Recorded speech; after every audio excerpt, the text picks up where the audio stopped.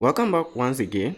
In this particular tutorial, we are looking at how to enable Sodium PHP extension in cPanel. Okay, so I'm assuming you are installing a script and it requires you to enable Sodium PHP extension, and you're wondering how to do that. And this video is going to solve that problem. Okay, so the way we are going to do this is to either go through this list where we have software and PHP version, or select PHP version, or just click on your search bar and type on PHP version. Okay, so once you click on select PHP version, and then you are rerouted to a window where you have your PHP selector. Okay, now so once you are on that PHP selector, and make sure that you are it's extension that is selected and not options. Okay, so as you can see, this provide different information. Okay, so click on extensions and then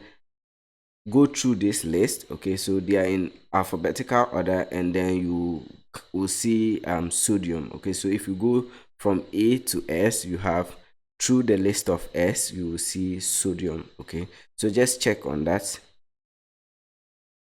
And yeah, so success model sodium save, and then that's how you enable sodium extension in cPanel. Okay, so if you enjoyed this video, make sure you give it a like, subscribe to the channel so that you don't miss out on any of my future updates.